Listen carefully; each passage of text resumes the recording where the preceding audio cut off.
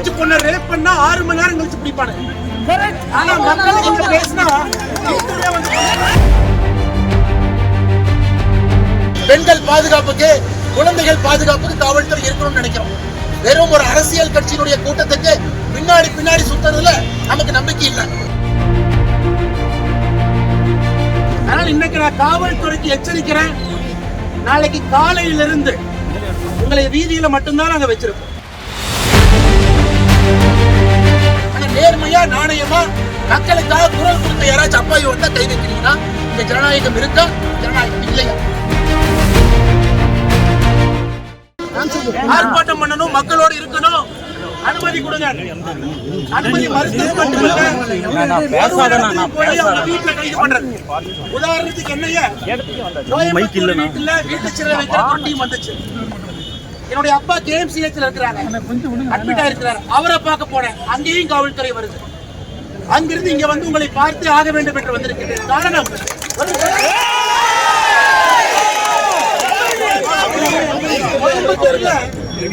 கோயம்புத்தூர்ல காலேஜ் பொண்ணை ரேப் பண்ணா 6 மணி நேரம் கழிச்சு பிடிப்பானு. ஆனா மக்களுக்கு இங்க பேசினா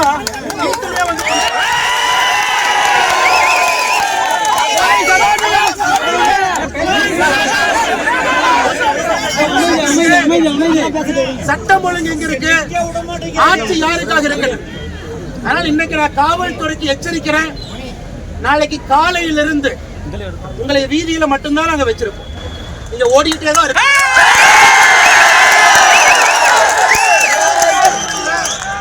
உங்களுடைய சீரமைக்கு மரியாதை கொடுத்து உங்கள்கிட்ட நியாயமான முறையில் நாங்க டைம் கேட்போம்.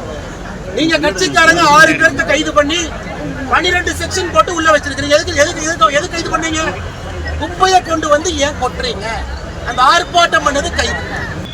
அன்பு சொந்தங்களே, இன்னைக்கு நம்ம நியாயமான முறையில, நேர்மையான முறையில ஒரு ஆர்ப்பாட்டம் நடத்துவதற்காக அனுமதி கேட்டோம்.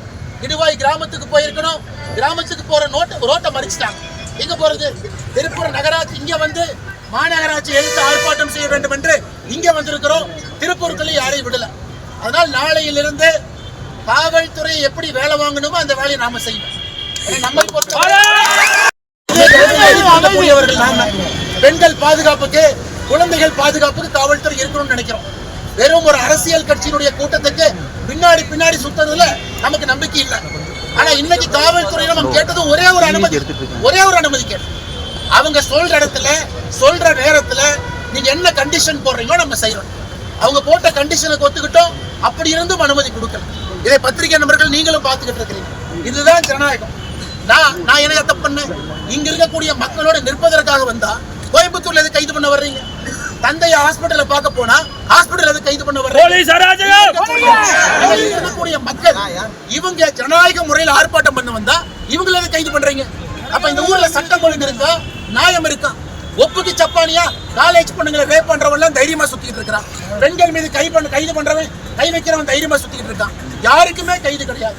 ஆனா நேர்மையா நாணயமா மக்களுக்காக குரல் கொடுத்த யாராச்சும் அப்பாவி வந்தா கை வைக்கிறீங்கன்னா இந்த ஜனநாயகம் இருக்கா? ஜனநாயகம் இல்லையா? இங்க ஆட்சியாளர் மக்களுக்காக இருக்கிறாங்களா? இல்ல ஒரு குடும்பத்துக்காக இருக்கிறாங்க? இல்ல திருப்பூர் மேயர் ஊழல் செய்யறதுக்காக மட்டும்தான் உட்கார்ந்து இருக்காரா? இல்ல கிராமத்து மக்கள் அவங்களுடைய சுகாதாரம், அவங்க குடிக்கிற தண்ணி, அவங்க வாழக்கூடிய விதம் அதையும் பார்க்கறதுக்காக இருக்கிறாங்க. அன்பு சொந்தங்களே, இன்னைக்கு இவங்க அந்த ஆர்ப்பாட்டத்தை நிறுத்திருக்கு. நான் மறுபடியும் ஆர்ப்பாட்டம் செய்யத்தான் போறோம். அது வீட்டுக்கு ஆர்ப்பாட்டம்.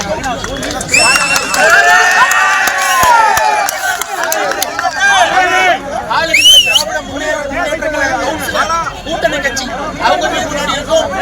நாமளே கும்பலாக கொண்டு வந்து தினேஷ் அவங்க வீட்டு முன்னாடி கூட நாமளே கூட கொண்டு வந்தோம்.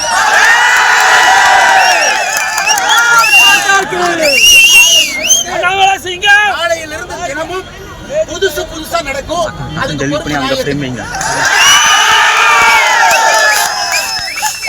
காவல்துறைக்கு பாடத்தை புகட்டும். காரணம், ஜனநாயகம் நல்லா இருக்கணும்னா காவல்துறை அதிகாரிகளுக்கு தெரியணும். அரசு கொடுக்கக்கூடிய தவறான ஒரு ஆர்டரை ஃபாலோ பண்ணக்கூடாது. அதுதான் மக்களாட்சி. அரசு கொடுக்கக்கூடிய தவறான ஆர்டரையும் ஃபாலோ பண்றாங்க. நாளையிலிருந்து நாம் யார் என்பதை காவல்துறையை நீங்கள் எதிர்த்து யாரும் மோசப்பட வேண்டாம். நம்மளுடைய சட்ட காவல்துறை கிடையாது. ஆனா காவல்துறை செஞ்ச தவறுக்கு நாளையிலிருந்து நாமளும் சடுகுடு ஆட்டம் ஆடலாம், திருடம் போலீஸ்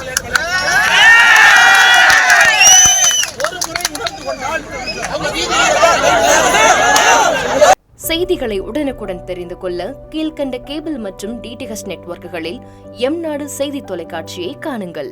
பாதகம் செய்பவரை கண்டால் நாம் பயம் கொள்ளலாகாது பாப்பா. மோதி மிதித்துவிடு பாப்பா, அவர் முகத்தில் உமிழ்ந்துவிடு பாப்பா. அண்மை செய்திகளை உடனுக்குடன் தெரிந்து கொள்ள இணைந்திருங்கள் எம்நாடு தொலைக்காட்சியுடன்.